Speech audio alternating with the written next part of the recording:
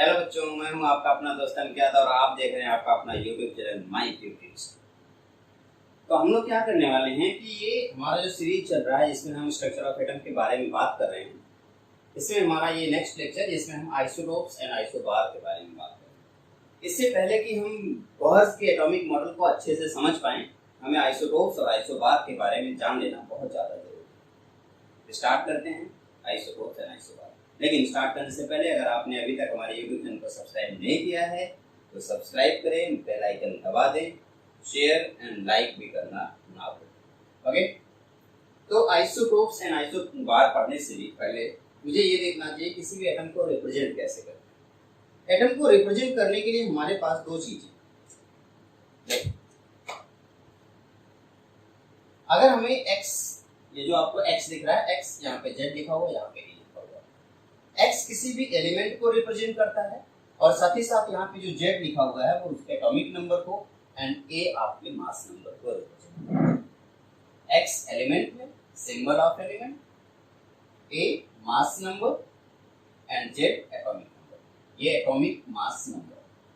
Okay, and z आपको जैसे कि पता है एटॉमिक नंबर है। ये आपका पूरा एटम का रिप्रेजेंटेशन। जैसे मैं एग्जांपल में दिखा देता हूँ। सपोज अगर आपने कभी कार्बन का सिंबल देखा होगा तो कार्बन ऐसे लिखा होता है और यहाँ पे लिखा होता है 6, ये लिखा होता है 12।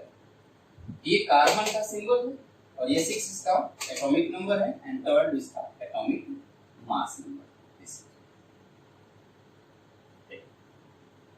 ये बेसिक एग्जांपल है आपका कार्बन। किसी भी एलिमेंट को जब भी कभी रिप्रेजेंट करेंगे तो symbol, atomic mass number and atomic number से। ओके, ये आपकी बहुत ही बेसिक बात है जिसको आप लोग मेरे ख्याल से जानते भी होंगे। कभी कभी क्या होता है कि जब आपसे कोई क्वेश्चन पूछे कि आखिर ये एटॉमिक नंबर होता क्या है जेड, तो आपको मैं बता दूं जेड होता है total number of proton present in an atom. उस एटम के अंदर जितने भी टोटल नंबर ऑफ प्रोटॉन होते हैं वही उसका जेड होता है। ठीक है, और अगर मैं बात करूं ए की, तो ए की जो वैल्यू होती है उसका मतलब होता है total number of proton and neutron present in an atom. किसी भी एटम के अंदर टोटल नंबर ऑफ प्रोटॉन और टोटल नंबर ऑफ न्यूट्रॉन को आप ऐड कर दीजिए, आपको ए पता चल जाएगा। और अगर आपके पास सिर्फ और सिर्फ प्रोटॉन है तो प्रोटॉन से आपको जे पता चल जाएगा। जैसे मैं एग्जांपल, अगर मैं आपसे ये कहता कि कार्बन यहाँ पे 6C12, इसमें अगर मैं आपको बताता कि ए क्या है तो आप कहेंगे सर ये Z this equals to 1 and A this equals to 1। अगर मैं आपसे बोलता कि प्रोटॉन कितने हैं तो आप क्या बोलते? Number of proton. Number of proton किसकी इक्वल है बेटा? नंबर ऑफ प्रोटॉन किसकी इक्वल है? सॉरी, नंबर ऑफ प्रोटॉन किसकी इक्वल है? Z की। दैट मींस यहाँ पे Z की वैल्यू कितनी है? 6। प्रोटॉन कितने हो गए? 6। प्रोटॉन प्लस न्यूट्रॉन, इसकी वैल्यू कितनी है? 12। ठीक है, प्रोटॉन की वैल्यू 6 है, प्रोटॉन प्लस न्यूट्रॉन की वैल्यू 12 है, तो क्या आप न्यूट्रॉन निकाल सकते हैं? न्यूट्रॉन की वैल्यू क्या हो जाएगी? न्यूट्रॉन की वैल्यू हो जाएगी 12 माइनस प्रोटॉन। तो 12 माइनस प्रोटॉन, प्रोटॉन की वैल्यू कितनी है? 6, यानी कि 12 minus 6 this is equal to. कुछ इस तरीके से हम किसी भी एलिमेंट के अंदर इलेक्ट्रॉन, प्रोटॉन और न्यूट्रॉन की वैल्यू कैलकुलेट कर पाएंगे। एक और बहुत ही बेसिक बात मैं बता दूं, अगर एटम न्यूट्रल है और उसके ऊपर कोई भी चार्ज नहीं है तो उस टाइम पे electron for neutral atom, neutral atom के केस में, और न्यूट्रल एटम अगर आपके पास कोई न्यूट्रल एटम है उसके केस में number of proton this is also equals to number of electron. अगर आपके पास कोई न्यूट्रल एटम है तो उस न्यूट्रल एटम का मतलब होता है उसके पास जो प्रोटॉन होंगे उतने ही इलेक्ट्रॉन। प्रोटॉन का मतलब क्या हो गया? Positive charge. न्यूट्रॉन का मतलब क्या हो गया? Negative charge. तो नेगेटिव और पॉजिटिव जब आपस में इक्वल होंगे तभी कोई भी एटम कैसा होगा? न्यूट्रल। तो अगर कहीं भी आपको प्रोटॉन और इलेक्ट्रॉन की वैल्यू कैलकुलेट करना हो, जैसे कि मैं यहाँ पे पूछ लेता कि कार्बन में इलेक्ट्रॉन कितने, आप कहते हैं जितने प्रोटॉन है उतने क्या होंगे? इलेक्ट्रॉन होंगे। That means number of electron कितने होंगे? 6। इलेक्ट्रॉन 6 है, प्रोटॉन 6 है और न्यूट्रॉन भी कितना हो गया? 6। एक और एग्जांपल में ले लेता हूं, सोडियम। सोडियम यहाँ पे कितना होता है आप सबको पता है 1123। जरा तुरंत बताइए इलेक्ट्रॉन, प्रोटॉन एंड न्यूट्रॉन, ये आपको कैलकुलेट करना है। इलेक्ट्रॉन किसके इक्वल है बेटा? इलेक्ट्रॉन किसके इक्वल है? प्रोटॉन के। और प्रोटॉन किसके इक्वल है? प्रोटॉन किसके इक्वल है? यहाँ पे देखिए प्रोटॉन किसके इक्वल है? जेड की। जेड यहाँ पे क्या है? ये जेड हो गया और ये क्या हो गया? 23 को अगर यहाँ पे लिखने की बजाय यहाँ लिखूं तो क्या हो गया? A. Z 11 A 23, that mean Z equals to क्या? प्रोटॉन। प्रोटॉन कितना? 11। अब प्रोटॉन और इलेक्ट्रॉन आपस में इक्वल हो गया, दैट मींस इलेक्ट्रॉन भी क्या हो गया? 11।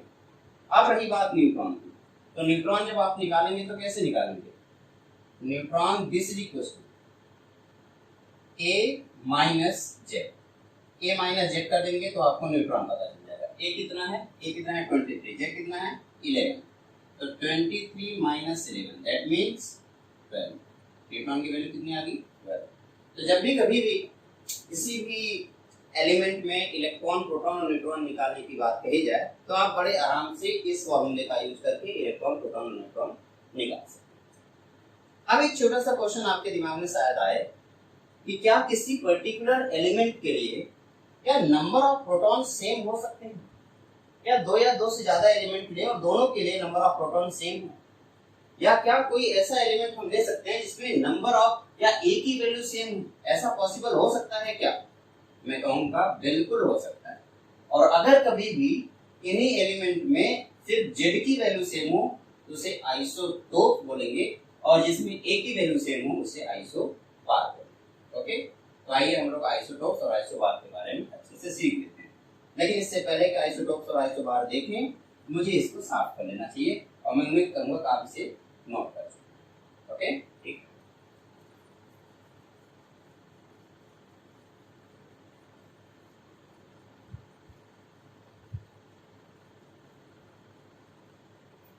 ठीक है, आइए आगे।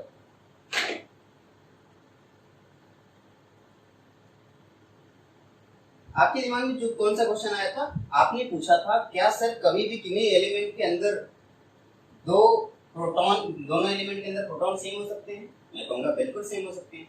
क्या दोनों एलिमेंट के अंदर ए की वैल्यू सेम हो सकती है? मैं कहूँगा बिल्कुल सेम हो सकती है। तो ये जो प्रोटॉन की वैल्यू अगर सेम होगी तो आइसोटोप्स, अगर ए की वैल्यू सेम होगी तो आइसोबार कहलाएंगे। ठीक है, इससे पहले कि हम आइसोटोप्स और आइसोबार पढ़ें, एक छोटा सा क्वेश्चन आपके सामने। An atom has 29 electron and 35 neutron. एक ऐसा एटम है जिसके पास 29 इलेक्ट्रॉन है and 35 न्यूट्रॉन।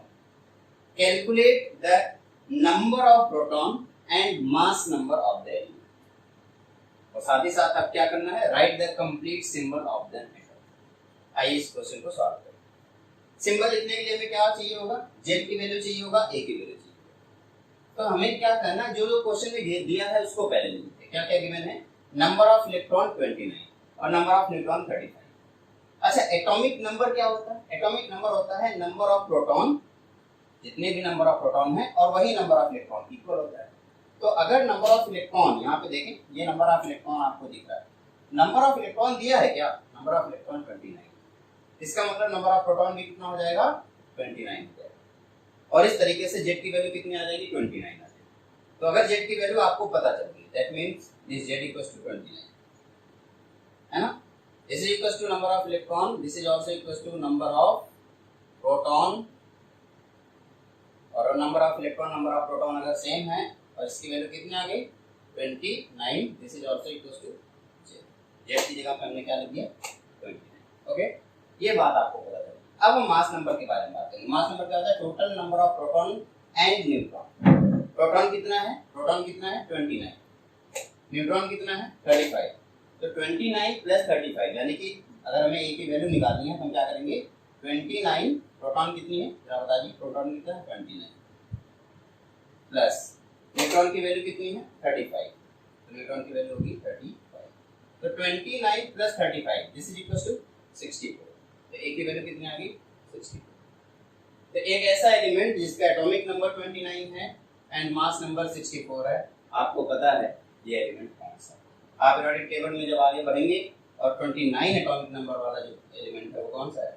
ऑक्सीजन। इस तरीके से आपने इस क्वेश्चन का बहुत ही आराम से, बहुत ही प्यार से जवाब।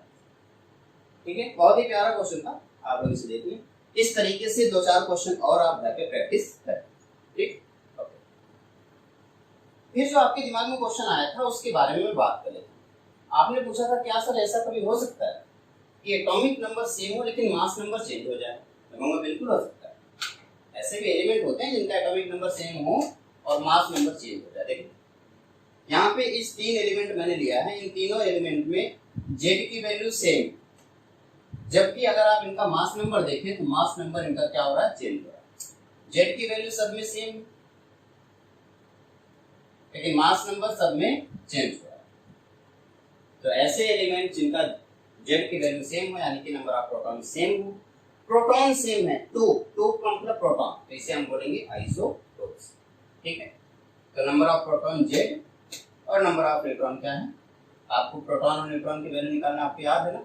न्यूट्रॉन निकालने के लिए मैंने क्या बताया, ए माइनस जे। ये नंबर ऑफ ए की वैल्यू कितनी है? ए तो है ही है, माइनस जे। यहाँ पे ए की जगह पे ए प्लस वन माइनस जे, यहाँ पे ए की जगह पे ए प्लस टू माइनस जे। आपको पता है नंबर ऑफ प्रोटॉन सब में जेड है लेकिन नंबर ऑफ न्यूट्रॉन इसमें चेंज होता है। अच्छा, प्रोटॉन सेम है तो इसका मतलब इलेक्ट्रॉन भी सेम है।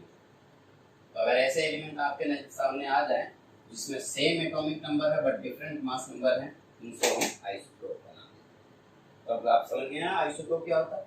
आइसोटोप ऐसे एलिमेंट होते हैं जिनमें सेम एटॉमिक नंबर हो बट डिफरेंट मास नंबर हो, उन्हें आइसोटोप्स कहते हैं। आइए एग्जांपल देखते हैं, समझने की कोशिश।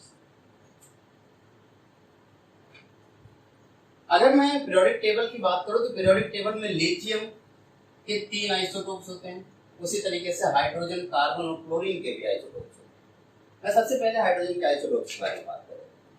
हाइड्रोजन के 3 आइसोटोप्स, यहाँ पे आप देख रहे हैं, इनका मास नंबर देख लेते हैं ध्यान से। ये मास नंबर 1 है, मास नंबर 1 है, सॉरी एटॉमिक नंबर 1 है, एटॉमिक नंबर 1 है, atomic number 1, but mass number change हो रहा है। मास नंबर 1, 2 एंड 3, तो एटॉमिक नंबर सेम है बट मास नंबर चेंज हो रहा है। इसका मतलब ये तीनों क्या हो गए, आइसोटोप। इसी तरीके से मैं कार्बन की बात करता हूँ। कार्बन का atomic number 6 and 6, mass number change हो रहा है क्या? देखते हैं, हाँ, mass number 12, 13 and 14, mass number change हो रहा है।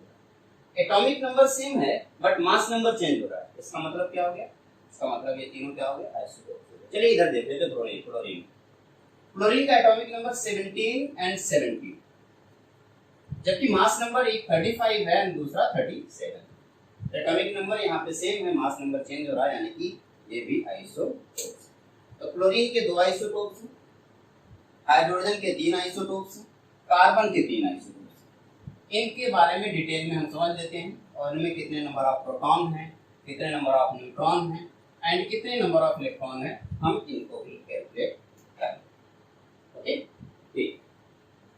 सबसे पहले मैं हाइड्रोजन के बारे में बात करूंगा। हाइड्रोजन में जो सबसे पहला वाला पर्सन दिख रहा है, इसका एटॉमिक नंबर 1 है एंड मास नंबर भी 1। तो इसका नाम होता है प्रोटियम। ज्यादातर आप देखेंगे अगर आपको हाइड्रोजन एग्जिस्टेंस में मिले तो 99.9% हाइड्रोजन प्रोटियम के फॉर्म में आपको मिलेगा।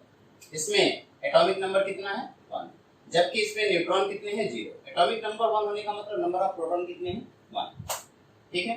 तो अगर मैं इसकी केस में बात करूं तो प्रोटॉन कितने हो जाएंगे, 1, इलेक्ट्रॉन कितना हो जाएगा, 1, जबकि इसमें न्यूट्रॉन क्या है, एक भी नहीं है, 0।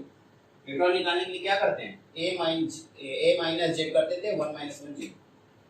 ओके, सेकंड की बात कर लेते हैं। जब आपने ये कैलकुलेट करे, जैसे प्रोटियम में कितना परसेंट है, 99.9%, बाकी जो बचता है उनमें इन दोनों को काउंट कर लीजिए, यानी कि 0.015% में आपको 1h2 एंड 1h3 दोनों मिल जाएंगे। ये जो सेकंड वाला दिख रहा है, इसको ड्यूटेरियम का नाम देते हैं। ड्यूटेरियम में आप बताइए एटॉमिक नंबर कितना हो गया, 1, न्यूट्रॉन कितने हो गए, 1। तो अगर मैं इसकी केस में बात करूं, इसकी केस में इलेक्ट्रॉन कितने होंगे, 1, प्रोटॉन कितने होंगे, 1। इलेक्ट्रॉन प्रोटॉन दोनों सेम होंगे, लेकिन जब न्यूट्रॉन की बात करूंगा, न्यूट्रॉन कितना हो जाएगा, 2 माइनस 1, दैट मींस 1। यहाँ पे न्यूट्रॉन कितने हो गए, प्रोटॉन और इलेक्ट्रॉन तो 1 है और साथ ही साथ न्यूट्रॉन इसकी 1। ओके, अब सबसे आखिरी में अगर मैं बात करूं सबसे लास्ट वाले की, जिसे आप ट्रिटियम बोलते हैं, तो ट्रिटियम के पास एटॉमिक नंबर तो 1 ही है। एटॉमिक नंबर 1 होने का मतलब नंबर ऑफ प्रोटॉन 1 है, लेकिन नंबर ऑफ न्यूट्रॉन की जब बात करेंगे तो नंबर ऑफ न्यूट्रॉन कैसे निकालते हैं, 3 माइनस 1 कितना हो गया, 2। नंबर ऑफ न्यूट्रॉन कितने हो गए, ठीक है। तो ये प्रोटियम 99.9% एग्जिस्ट करता है, ड्यूटेरियम एंड ट्राइटियम मिला के 0.015% एग्जिस्ट करता है, ठीक है। और आपको मैं बता दूं ड्यूटेरियम में एक प्रोटॉन पाया जाता है, ट्राइटियम में दो, सॉरी ड्यूटेरियम में एक न्यूट्रॉन पाया जाता है, ट्राइटियम में 2 न्यूट्रॉन होता है, और तो और प्रोटियम में एक भी न्यूट्रॉन नहीं होता। ये 3 आइसोटोप्स हो गए आपके hydrogen. These are isotopes of hydrogen. I think आप लोगों की बात अच्छे से समझ में आ गई, ठीक है। अब स्टार्ट करेंगे हम नेक्स्ट आइसोटोप के बारे में बात करेंगे। इसको आप पहले नोट कर लीजिए, उसके बाद आगे बढ़ेंगे।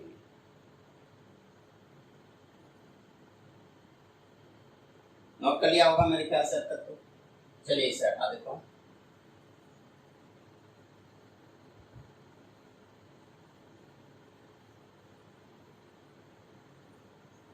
अब मैं बात करने वाला हूं आइसोटोप्स ऑफ कार्बन के बारे में। जरा आइसोटोप्स ऑफ कार्बन को ध्यान से,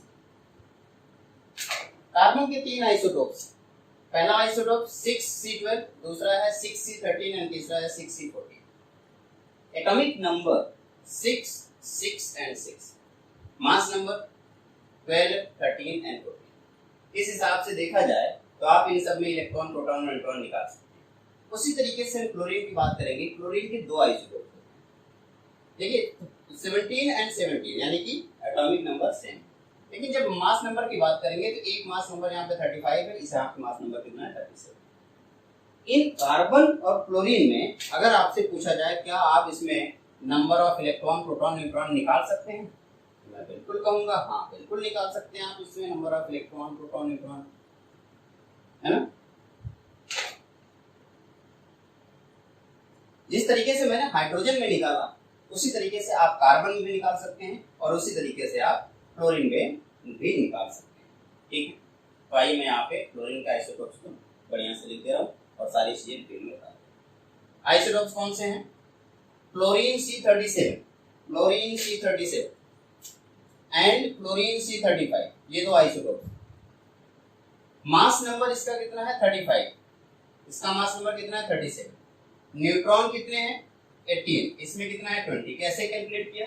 कैसे कैलकुलेट किया? Atomic number minus mass, mass number minus atomic number. आप यहां से ये सब्ट्रैक्ट करेंगे। ये मास नंबर का मतलब क्या है A, ये A है। एटॉमिक नंबर का मतलब क्या है Z।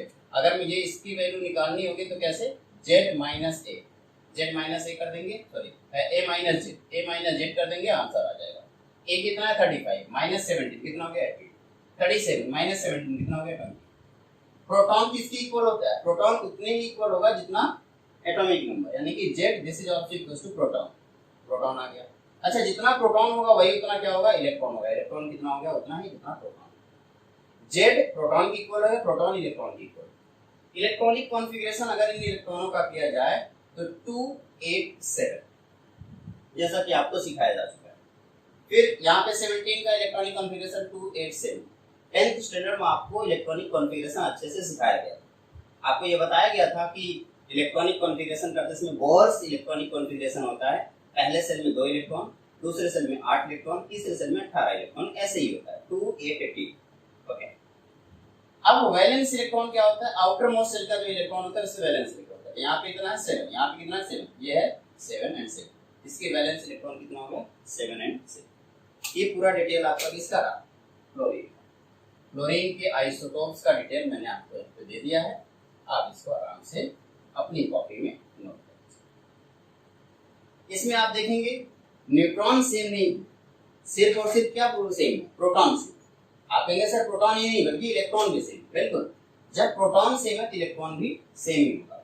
ये वैल्यू कैसे कैलकुलेट की गई? मैंने आपको कैलकुलेट करना बताया भी था कि न्यूट्रॉन की वैल्यू कैसे कैलकुलेट की गई। ओके, अब आपके दिमाग में एक बात आई, चलो ठीक है, मान लिया कि एटॉमिक नंबर सेम है और मास नंबर डिफरेंट, तो उसे आइसोटोप्स कहते हैं। ऐसा भी तो पॉसिबल हो सकता है कि मास नंबर सेम हो जाए और एटॉमिक नंबर डिफरेंट हो जाए। हाँ बिल्कुल हो सकता है, देखिए उसको हम आइसोबार बोलते हैं। यहाँ पे ऐसा भी पॉसिबल है कि यहाँ पे X में आप देखेंगे एक एलिमेंट है, different atomic number and same mass number. Mass number देखिए सब में सेम है but atomic number Z+1 Z+2 different. तो एटॉमिक नंबर डिफरेंट हो जाए, मास नंबर सेम हो तो उसे क्या बोलेंगे?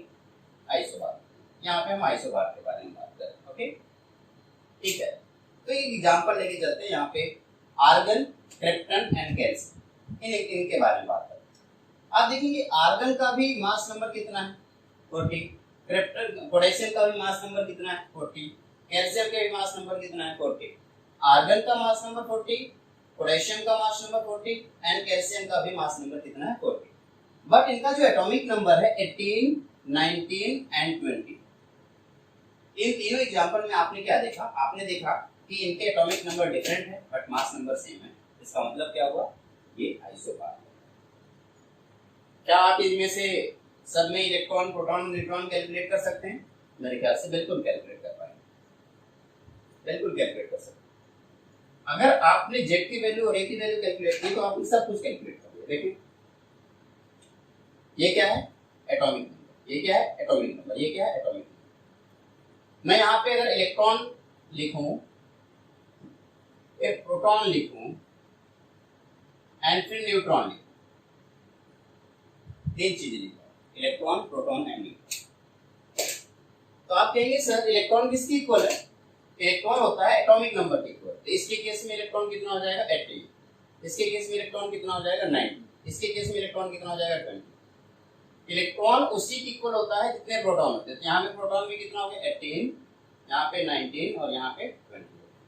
बट बात करूंगा न्यूट्रॉन, न्यूट्रॉन की वैल्यू कितनी आती है? न्यूट्रॉन के लिए आप क्या करते हैं, a माइनस जेड करते हैं, a माइनस जेड करते हैं। a की वैल्यू कितनी है, 40 माइनस 18। तो 40 माइनस 18 कितना हो जाएगा? आप कहेंगे सर 20। यहाँ 40 माइनस 19 आप कहेंगे 21। 40 माइनस 20 आप कहेंगे 20। ये न्यूट्रॉन। इसमें आप देखेंगे कि प्रोटॉन की वैल्यू और इलेक्ट्रॉन की वैल्यू क्या सेम है? नहीं। क्या न्यूट्रॉन की वैल्यू सेम है? नहीं। ना तो इलेक्ट्रॉन की वैल्यू सेम है, ना ही प्रोटॉन की वैल्यू सेम है, ना ही न्यूट्रॉन की वैल्यू सेम है। तो सेम क्या है? सेम है प्रोटॉन प्लस न्यूट्रॉन की वैल्यू। सेम क्या है? प्रोटॉन प्लस न्यूट्रॉन की वैल्यू, इन दोनों की वैल्यू। ये क्या कहलाए? आइसोबार। ठीक है, इस तरीके से हम लोगों ने आइसोबार देखा और आइसोटोप देखा। अगर आप में से किसी को कोई भी दिक्कत हो आइसोबार, आइसोटोप में, तो आप कमेंट बॉक्स में जाकर के कमेंट कर सकते हैं। इसी तरीके से और भी बहुत सारे आइसोबार और आइसोटोप्स होंगे, लेकिन हम आप लोग उसे खुद घर पे ही कर सकते हैं, सॉल्व कर सकते हैं, देख सकते हैं, सीख सकते हैं। पीरियोडिक टेबल में ऐसे बहुत सारे आइसोटोप्स और आइसोबार। कुछ और बातें जिसको मैं बता दूं, कुछ ऐसे होते हैं जो आइसो इलेक्ट्रॉनिक होते हैं। आइसो इलेक्ट्रॉनिक का मतलब जिसमें नंबर ऑफ इलेक्ट्रॉन्स हैं। ऐसे आइसोटोन होते हैं। आइसोटोन का मतलब जिसमें न्यूट्रॉन्स हैं। मैं सारी बातें एक जगह पे कलेक्ट करके लिख दे रहा हूं, आप उसको अपनी कॉपी में नोट करें। Isobar, isotope, isotone, iso electron. ठीक है, तो यहाँ पे आइसोबार में क्या होगा, same proton plus neutron, proton neutron की वैल्यू सेम है। आइसोटोप में सेम प्रोटॉन, आइसोटोन में सेम न्यूट्रॉन और आइसो इलेक्ट्रॉनिक में सेम इलेक्ट्रॉन। आइसो इलेक्ट्रॉनिक का मतलब इलेक्ट्रॉन, टोन का मतलब न्यूट्रॉन, टोप का मतलब प्रोटॉन।